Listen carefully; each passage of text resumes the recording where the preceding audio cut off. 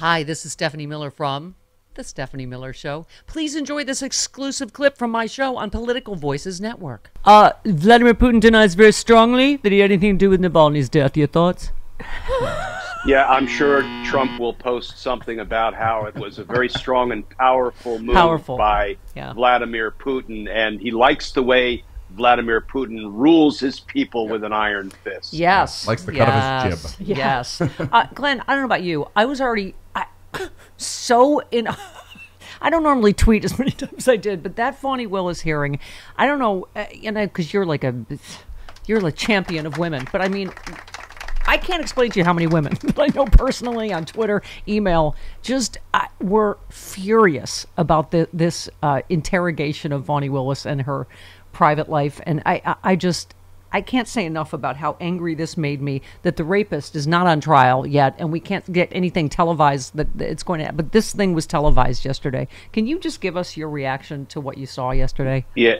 So first of all, I'm glad we all got to see it with our own eyes, because if we had read a cold transcript or heard after the fact reporting, boy, we would not have been as impressed as we were with Fani Willis. And I will say the other attorney, Nathaniel Wade, I didn't think made a particularly strong witness. And then she came in like the boss lady she is. This is a woman who prosecutes RICO gangs. This is a woman who had to move out of her house because she was receiving death threats. Did you really think she was going to take the stand and be a shrinking violet? You know, she punched and punched and punched back hard, aggressively, appropriately. She held up pleadings, Steph, that were public pleadings thrown out there in the public square that she asserts contain all kinds of lies about her. You know, this is not a cotillion. You punch back when somebody, you know, is throwing these kind of BS accusations at you. And not only did she show who she is, a fighter for what's right and what's just, but she, you know, she also, I think, I don't know, I think she laid to rest any contention that she or her office should be disqualified, because there is no conflict, financial or otherwise. There's nothing that has worked to the prejudice of the defendants she's prosecuting for trying to steal the Georgia state election. And in about a week, this will be in the rearview mirror, and we will be on to setting trial dates down in Georgia. Glenn, I got to tell you, I don't know if you ever saw What's Love Got to Do with It, but the scene where Tina finally fights back and beats Ike up in the back of the back of the limo. That's what I could feel yesterday when Fani Willis was on the stand from women. Let's listen to this part. It's interesting that we're here about this money. Mr. Wade is used to women that, as he told me one time, the only thing a woman can do for him is make him a sandwich. We would have brutal arguments about the fact that I am your equal. I don't need anything from a man. A man is not a plan. A man is a companion. And so there was tension always in our relationship, which is why I would give him his money back. I don't need anybody to foot my bills. The only man who's ever foot my bills completely is my daddy. Yeah.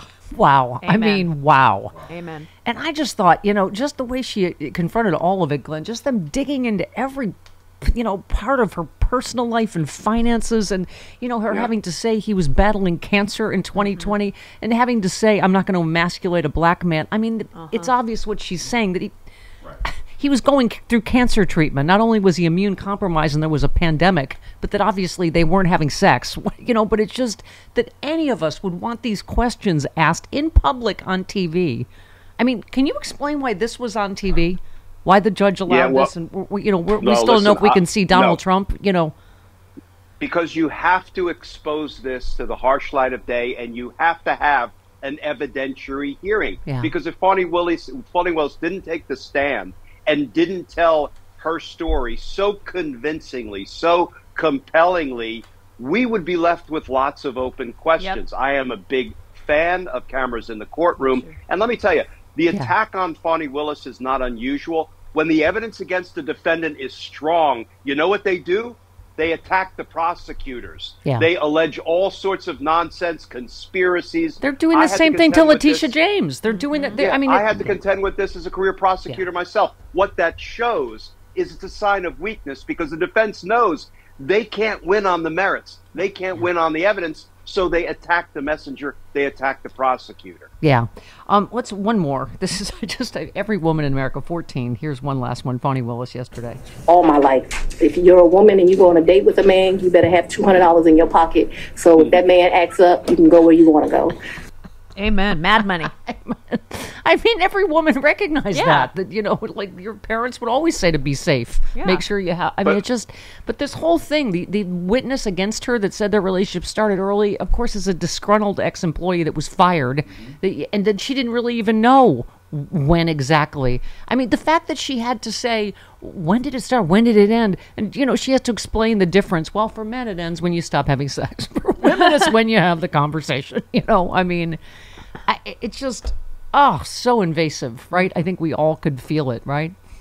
It is invasive. Some of it comes with being a public servant. You know, you're going to be attacked, often unfairly, unjustly, and with lies, and you just have to move through it. This was uglier than most. Yeah. But, you know, and listen, in fairness, when you heard Attorney Wade say, you know, she would give me cash, what, you know, people are like, oh, well, then let's see the receipts for the cash. And she said, wait a minute. Let me tell you about my life. Yeah. My father said you have 6 months worth of living money in your lockbox in your house, particularly if you're a woman, at all times. So when he paid for a cruise ticket, I gave him $2,000 cash even before we went on the cruise because I'm not a kept woman. I mean, if you were not persuaded by her testimony, by the way she told her story, by her demeanor, well, then you weren't watching closely. Yeah. What's the point of today? What's going on?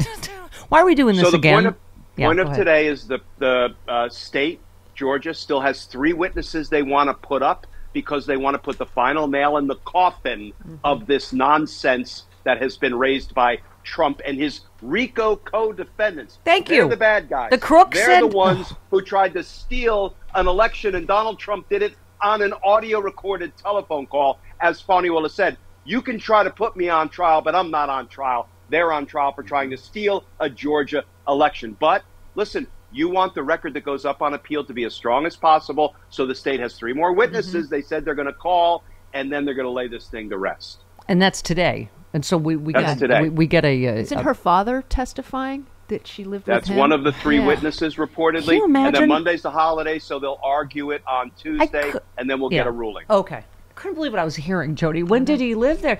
When's the first night when did you spend the night together? When's the first time when did you stop having sex? I'm like, are you effing kidding me? Like, okay. I'm sorry. Now I'm re-angering myself. Yeah.